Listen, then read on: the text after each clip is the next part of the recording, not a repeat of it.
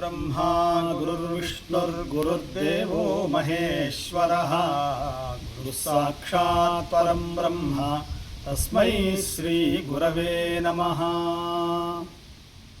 మనం గురువు అనేటువంటి మహానుభావుణ్ణి సేవించి తీరాలి. గురువు యొక్క అనుగ్రహం లేకుండా ఏ పని కాదాలదు. ప్రతి ఒక్కళ్ళకి గురువు అనేటువంటి వాడు ఉంటాడు. గురువు లేకుండా ఎవడు కూడా పెద్దవాడు కాలేడు, సమాజంలో గుర్తింపు పొందలేడు.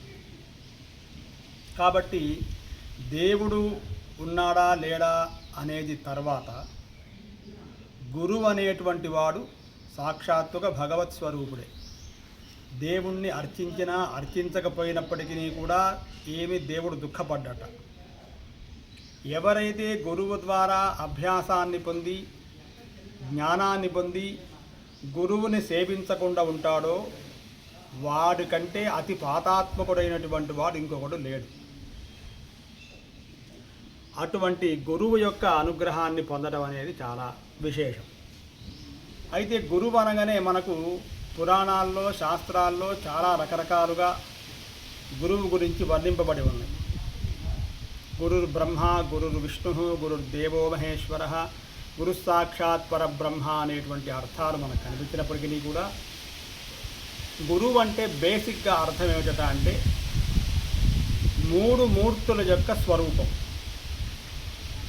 మనకు మూడు మూర్తుల యొక్క స్వరూపం అంటే ఇక్కడ గమ్మత్తు, మనకు పురాణంలో కృతయుగాది యుగాలలో మనకు దత్తాత్రేయ స్వామి మనకు కనిపిస్తాడు. కేవలంగా గురుమూర్తి అనగానే దత్తాత్రేయ స్వామి అని అనుకుంటాం, కానీ ఇంకా ఇద్దరు కూడా ఉన్నారట ఈ మూడు ఆ ఆకృతుల్లో ఉండేటువంటి వాళ్ళలో.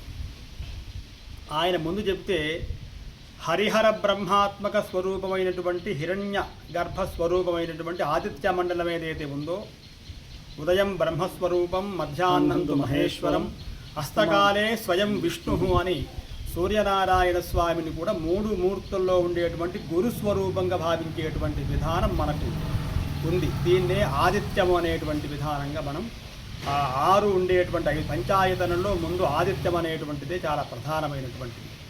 ఈ ఆదిత్యము కూడా మూడు మూర్తుల యొక్క స్వరూపాన్ని, అంటే గురువు పూజా మహోత్సవం అంటే కేవలంగా గురువుల్ని స్మరించడం అనేది కాకుండా జగద్గురువైనటువంటి సూర్యనారాయణ స్వామిని కూడా యదాదిత్యగతం తేజ, ఏదైతే ఆదిత్యగతమైనటువంటి తేజం ఉందో ఆ తేజస్సు నాదే, తేజసామస్మి చేతనాం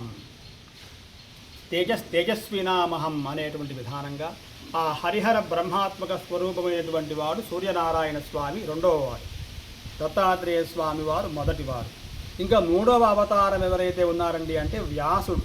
ఆ చతుర్వదనో బ్రహ్మ ద్విబాహుడు అపరో హరి అపాలలోచన శంభు భగవాన్ బాదరాయణ. ఈ బాదరాయణ స్వరూపం కూడా వ్యాసుడంటే సాక్షాత్తుగా విష్ణు స్వరూపమే కాదండి, ఆయన ముగ్గురు యొక్క స్వరూపాలు అని ఈ యొక్క వచనం మనకు చెబుతుంది. కాబట్టి గురువు అనేటువంటి స్వరూపంలో మనం ఆర్ష సంప్రదాయంలో పూజించేటువంటి విధానంలో వ్యాసుడు, సూర్యనారాయణ స్వామి మరియు దత్తాత్రేయ స్వామి అనేటువంటి వాళ్ళు ముగ్గురు కూడా మనకు ప్రసిద్ధం కనిపిస్తున్నారు. అయితే ఇవి శాస్త్రగతంలో ఉండేటువంటి విషయాలు. ప్రతి ఒక్కరికి గురువు ఉంటారనుకున్నాం కదా, అన్ని మతాల్లో అన్ని రిలీజియన్స్లో గురువు అనేటువంటి వాడు ఉన్నారు. కాబట్టి ఆ గురువుని ఎవరైతే స్మరిస్తారో దేవేరిస్తే గురుస్త్రాత అనేటువంటి విధానంగా, గురువు రుష్టేతు నకశ్చన అనేటువంటి విధానంగా గురువుని సేవించాలి, గురువు యొక్క అనుగ్రహాన్ని పొందాలి. ఆ గురువు యొక్క అనుగ్రహం పొందటంతో ఎటువంటి మహత్తరం అండి అంటే అది చాలా రకరకాలుగా చెప్పారు. అటువంటి గురువు యొక్క అనుగ్రహాన్ని అందరం పొంది మనం గురువు యొక్క ప్రసాదాన్ని తీసుకోవాలి, గురువు యొక్క అనుగ్రహాన్ని పొందాలి. ఆయన పాదోదకం, గురు పాదోదకం పీత్వా పునర్జన్మన విద్యతే. గురువు యొక్క పాదోదకాన్ని తీసుకున్నట్లయితే, అంటే పాదోదకం అండి అంటే కేవలం ఏదో విగ్రహానికి నీళ్లు పోసి తాగడం అనేది అందరికీ సాధ్యమయ్యేటువంటి విషయమే. కానీ నిజంగా పాదాలు కడిగి నీళ్లు తాగేటువంటి వాళ్ళు ఎంతమంది ఉన్నారు?